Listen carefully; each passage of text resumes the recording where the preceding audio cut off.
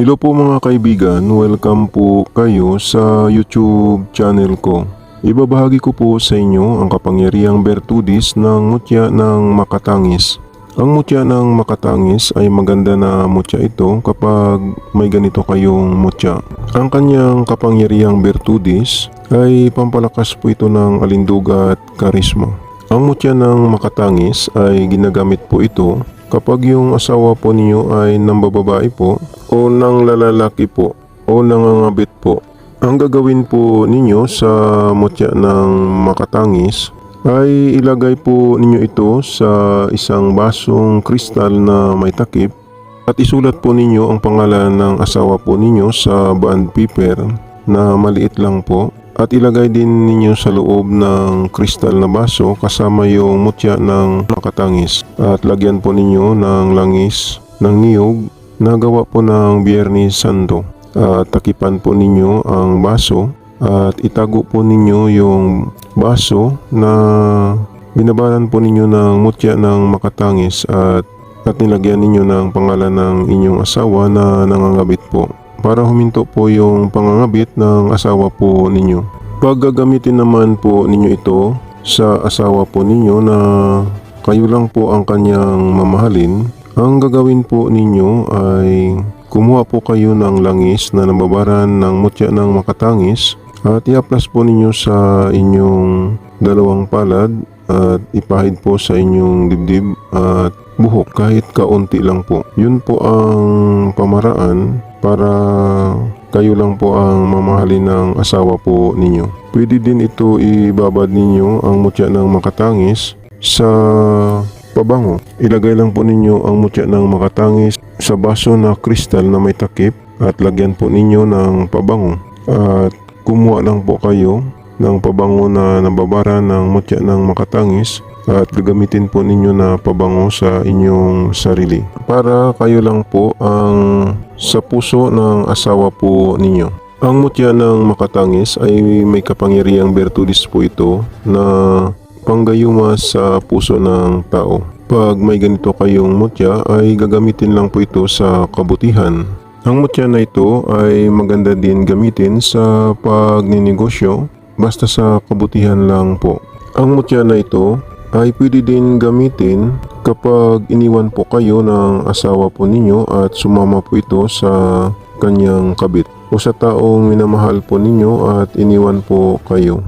Ang proseso po nito, ganun din, ilagay po ninyo yung mutya ng makatangis sa kristal na baso na may takip at isulat po ninyo yung pangalan ng asawa po ninyo at ilagay din sa kristal na baso na may takip kasama yung mutya ng makatangis at lagyan po ninyo ng langis na gawa ng Biyernes Santo para yung asawa po ninyo ay magtatangis po o magsisisi sa ginawa po niya at mag-isip na mabalik po sa inyo.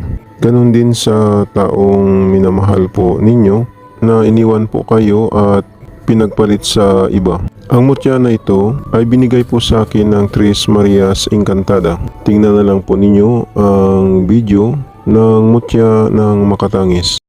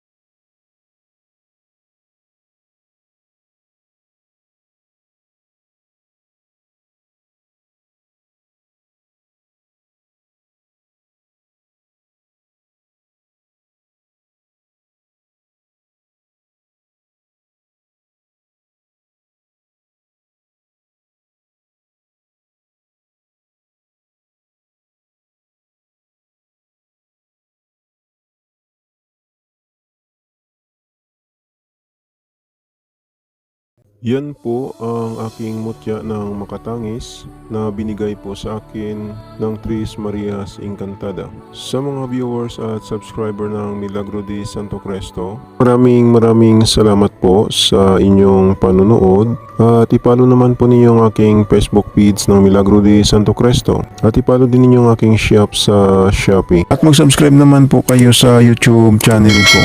Panoorin na lang po ninyo ang second channel ko sa YouTube sa Milagro de Santo Cristo 2. Baka may magustuhan po kayo na mga lamang gamot na magagamit po ninyo. Paalala lang po, ang mga mayuwagang dasal at orasyon na binabahagi ko sa inyo ay gagamitin lang po ninyo sa kabutihan. Gumagana na. Ito hindi na kailangan ng 49 days na dasal. Ang kailangan lang magdasal kayo sa Panginoong Hesus sa gabi bago matulog. At pagkagising ninyo sa umaga magdasal din kayo. Mananalig lang sa Panginoong Hesus para lalong lalakas ang mga pagsambit sa mga mahiwagang orasyon na gagamitin po ninyo. Yan lang po, maraming salamat at God bless sa inyong lahat.